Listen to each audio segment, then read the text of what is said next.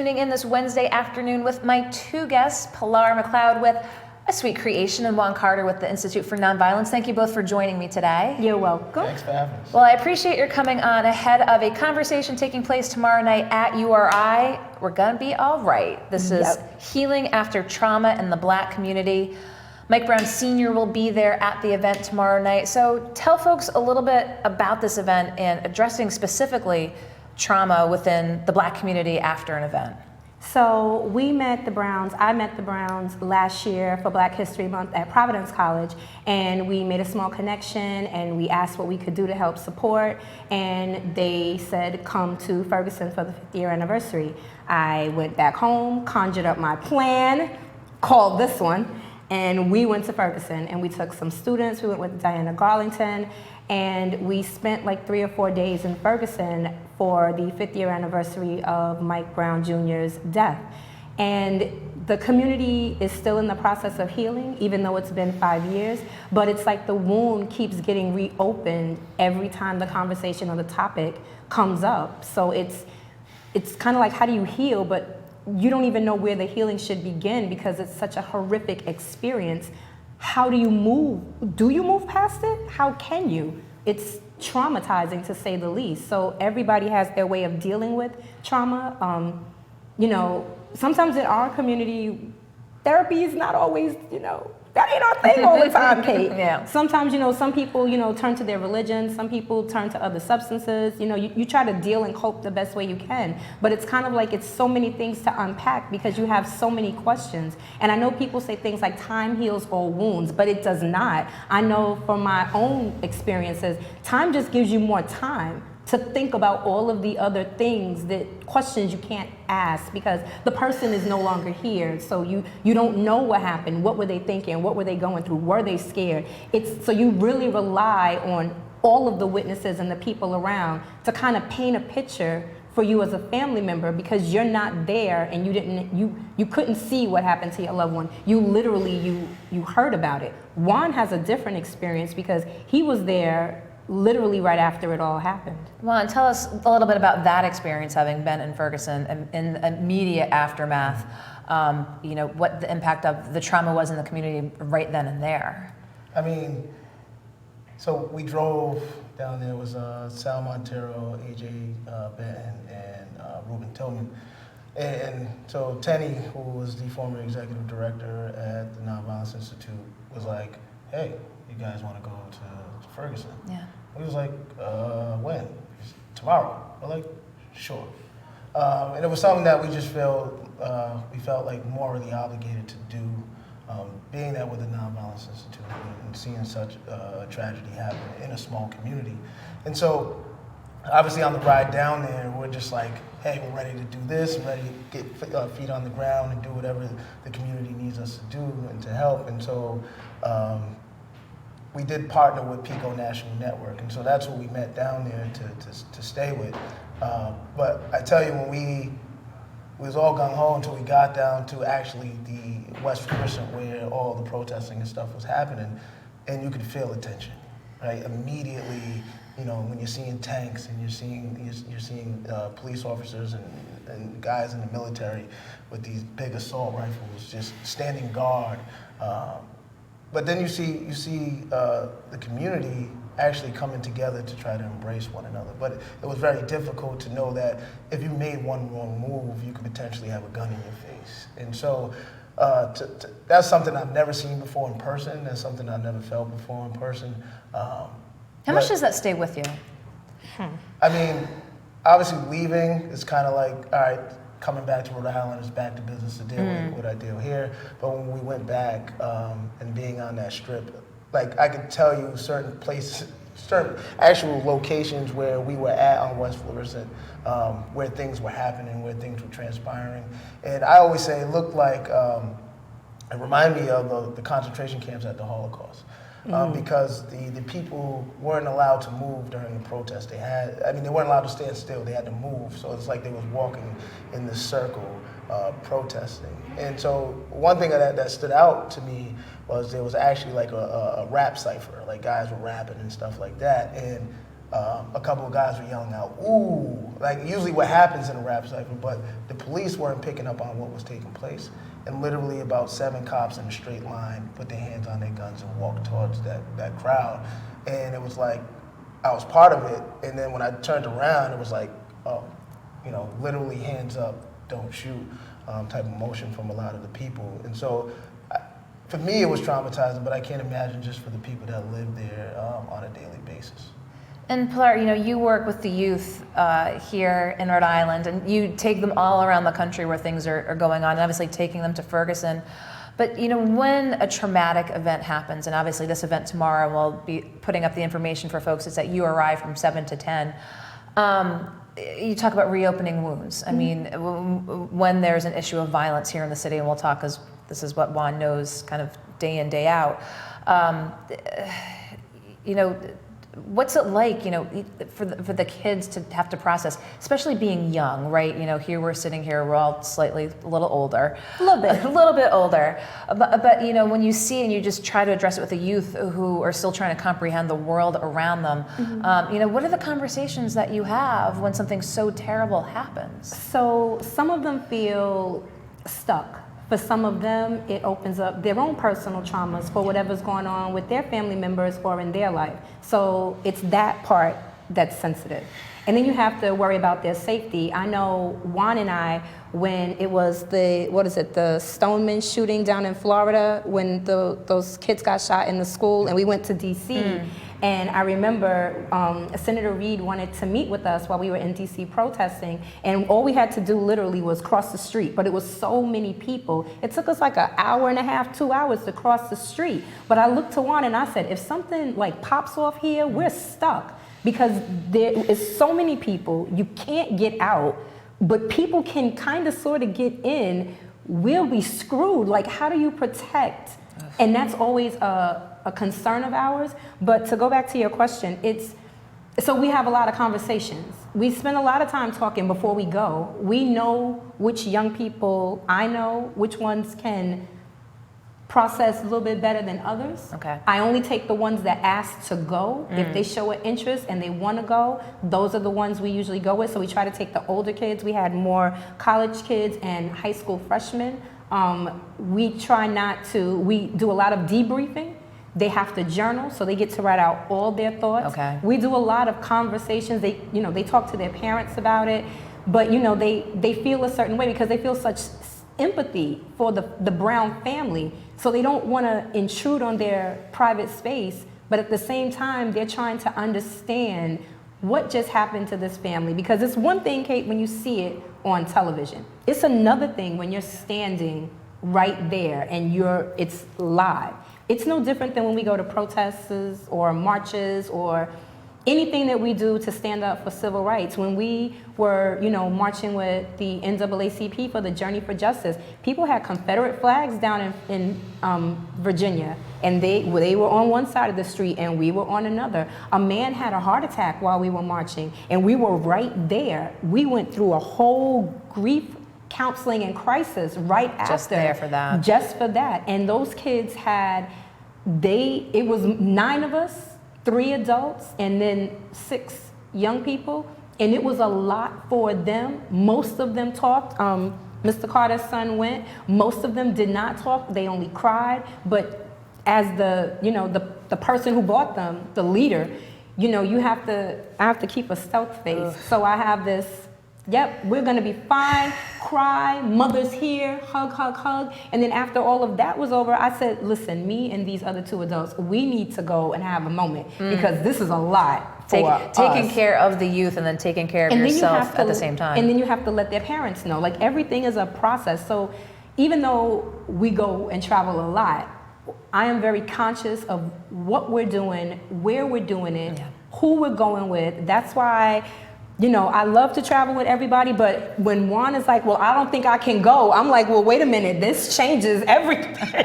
I don't know if we're going to do this then. Juan is your right-hand man. So Juan, talk with us a little bit again about tomorrow night and this conversation around trauma and the conversations you have, especially with the youth and the young people.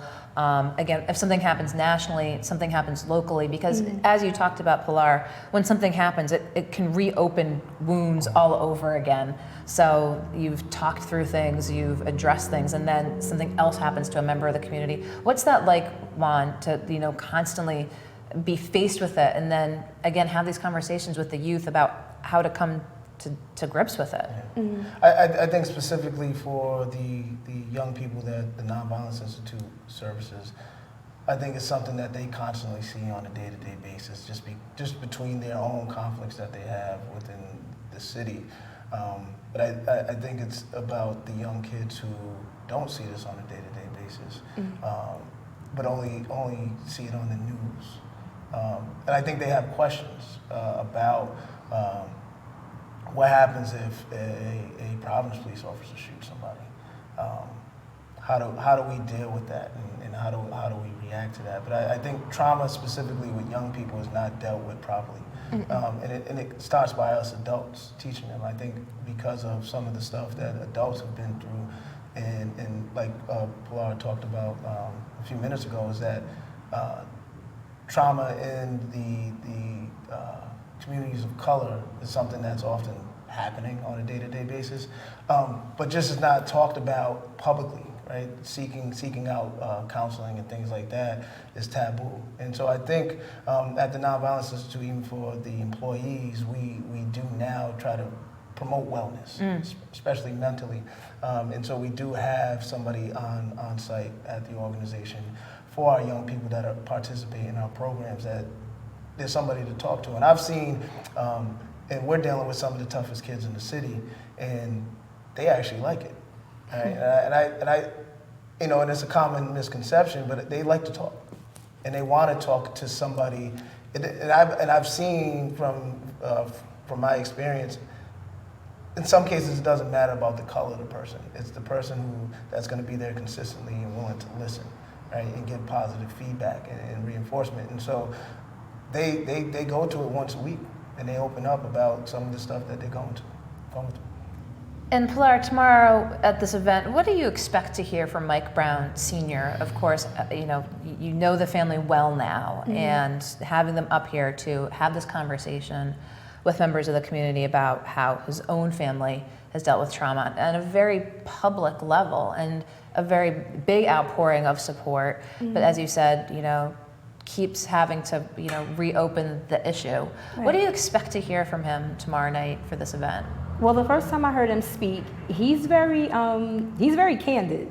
It's just like sitting down, having a conversation with your cousin, and your cousin is literally just telling you about their day and what happened. So he is very upfront. He's very honest. He doesn't mix his words at all. So I think he will definitely touch the youth in a way that they will definitely understand. He's very personable. I'm mostly looking forward to afterwards and sitting down having more of a conversation, because it'll be just us, and it's not a room full of hopefully 500 something people.